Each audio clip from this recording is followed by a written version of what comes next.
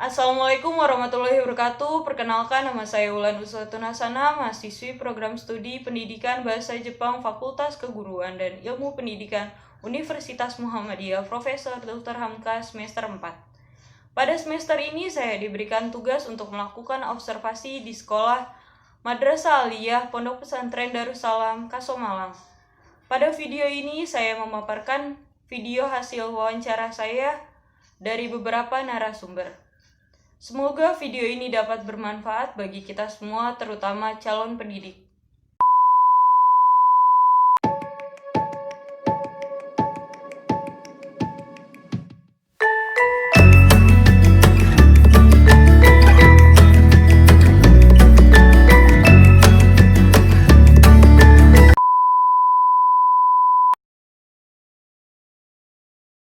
Ya, berarti ini pertanyaan untuk anak ya? Iya, Pak. Dan kelembagaan berarti ya. Pertama, saya jelaskan dari sisi kelembagaan, betul. Dari sisi kelembagaan untuk pembinaan karakter disiplin anak ya dikenal oleh barangkali siswa termasuk seluruh guru begitu awal masuk yang disebut dengan istilah Pekan Hutbatul Ares menjelaskan tentang istilah pancajiwa ya. Nah, Pancajiwa Pondok Pesantren Darussalam yang di dalamnya ada Madrasah Sanawiyah dan Madrasah Aliyah yang kelembagaan dari kemadrasahan secara formal dari Kementerian Agama. Nah, itu pertama ada istilah Pancajiwa. Kemudian yang kedua, di samping Pancajiwa juga ada visi dan misi lembaga ya. Ini sebagai salah satu arah untuk ya guru terutama dan juga barangkali sasarannya kepada anak ya, bahwa yang pertama salah satu usaha guru dalam melaksanakan visi dan misi Pondok Pesantren Darussalam dalam hal ini Madrasah Sanawiyah dan Madrasah Aliyah ya diantaranya adalah untuk pembinaan disiplin ya. Jadi kita tahu bahwa disiplin ini sebagai salah satu modal utama ya, modal utama ya, maka disiplin inilah yang menjadi sebuah visi di Madrasah Sanawiyah Pondok Pesantren Darussalam, di mana visi utamanya adalah untuk meletakkan dasar-dasar akidah Islamiyah dan sekaligus pembinaan karakter atau mental untuk menjadi seorang cendekiawan Muslim atau seorang menjadi kader seorang ulama yang di masa-masa yang akan datang. Nah, itu diantaranya yang pertama adalah sekali lagi ada kita kenal dengan sebutan Pancajiwa ya. Kemudian yang kedua, nah untuk merealisasikan Pancajiwa itu ada di dalam visi dan misi Madrasah Sanawiyah dan Madrasah Aliyah Pondok Pesantren Darussalam ya. Yang ujungnya bahwa disiplin anak ya termasuk disiplin guru itu lebih diutamakan daripada untuk penguasaan materi pembelajaran. Jadi penguasaan materi pembelajaran adalah seolah-olah jadi nomor 2. Tapi kalau sudah disiplin, saya kira urusan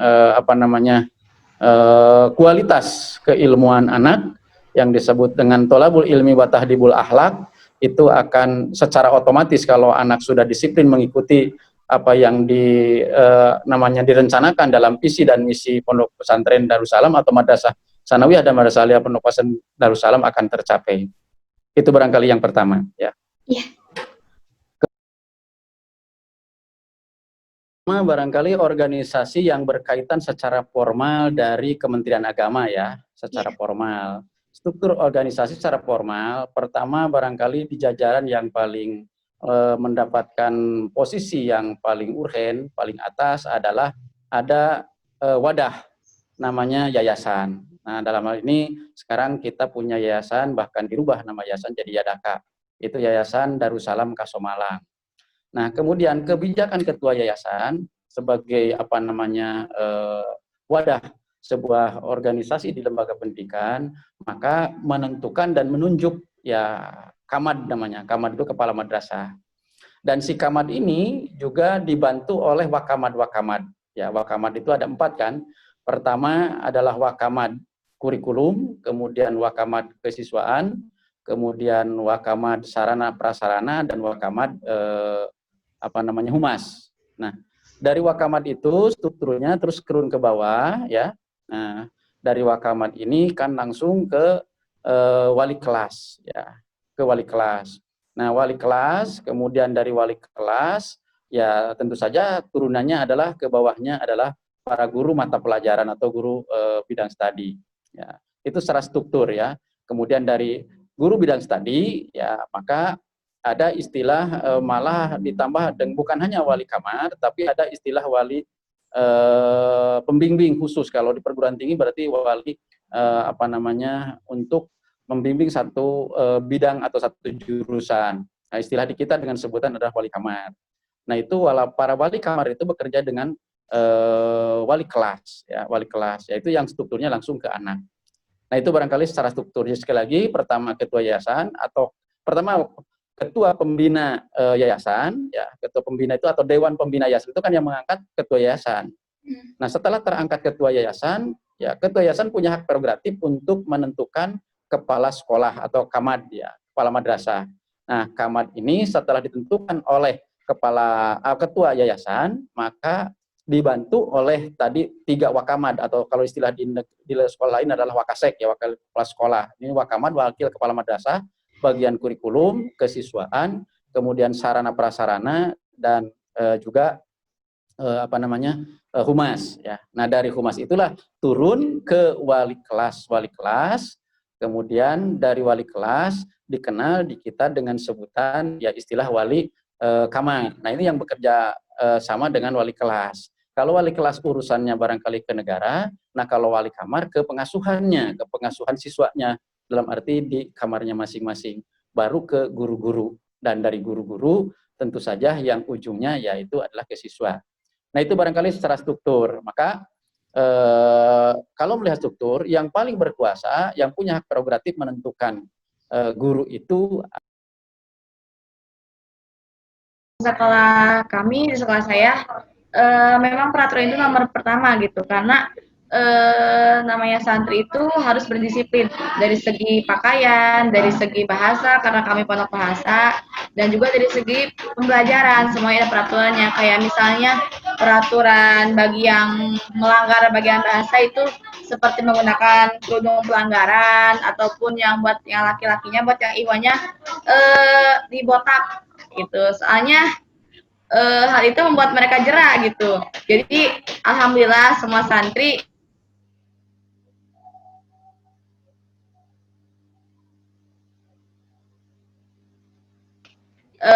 mengikuti gitu. Jadi mengikuti peraturan. Kayak misalnya juga contoh dari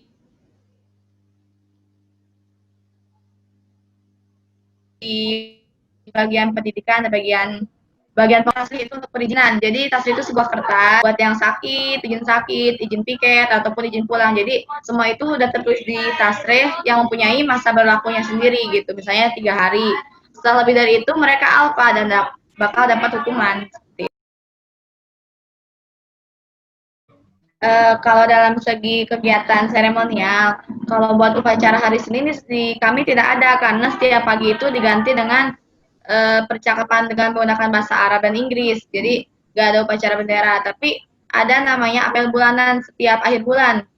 Itu di hari Jumat di pagi hari biasanya ada apel bulanan yang biasanya diisi langsung oleh ketua yayasan dari bagian pengasuhannya, seperti itu. Dan juga di situ tuh waktunya untuk pembagian hadiah bagi yang berprestasi, juga pengumuman siapa yang udah pernah melanggar pada bulan itu. Jadi ya setiap bulan alhamdulillah rutin untuk namanya apel bulanan. Dan juga ada juga rapat internal buat para guru-guru, setiap rapat hari Kamis itu dengan pimpinan pusat gitu, untuk merumuskan bagaimana sih seminggu ke belakang itu kegiatan belajar di Pondok Pesantren Darussalam itu. Dan juga khusus buat para pengurus, buat APPD ya, namanya APPD itu setiap sebulan sekali di malam hari itu sebelum dilaksanakannya apel bulanan yang tadi.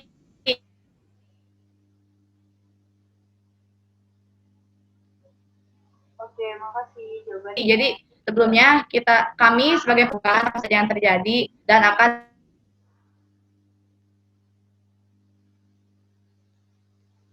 dibahas oleh pimpinan, dan kemudian Seperti itu.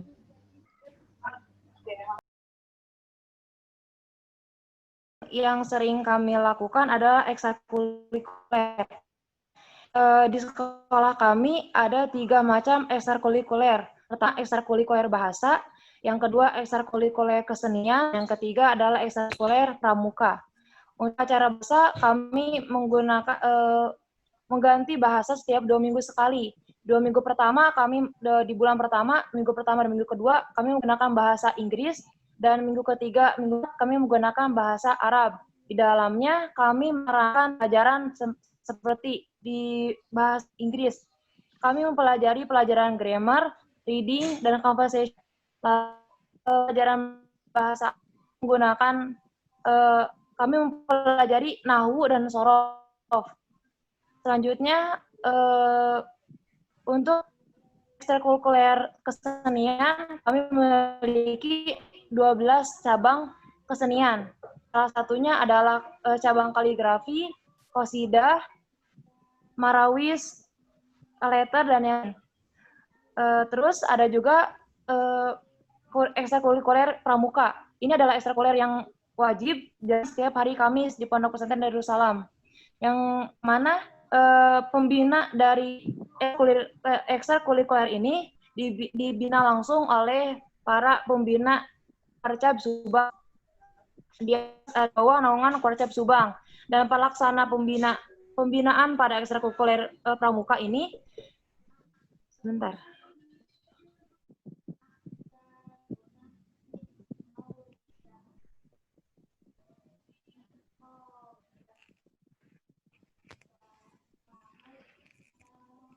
Ya, di bawah para pembina Korcap ada pembina dari Pondok Pesantren Darussalam, yakni lulusan KML. Lalu di bawah para pembina ada pembantu pembina, yang pembantu pembina terdiri dari para anggota pengurus Pondok Pesantren Darussalam, yakni kelas 2 aliyah ataupun kelas 3 aliyah. Seperti itu, Kak. Pelajaran positif yang kami lakukan pada peserta didik kami, pertama adalah awali kegiatan dengan doa, seperti mengawali pembelajaran dengan membaca doa. Kemudian yang pertama adalah tentang kebersihan. Sebelum kami melaksanakan kegiatan belajar mengajar, tentu kami harus melihat sekolah, kelas, di mana ketika ada suatu kelas atau lingkungan sekolah yang masih kotor, tentu kami akan membersihkannya bersama dengan para murid. Lalu ketika masuk sekolah, kami melihat sekitar kelas, di dalam kelas, peralatan maupun kebersihan kelas kita cek kembali, lalu mengawali seluruh rangkaian pembelajaran dengan membaca doa.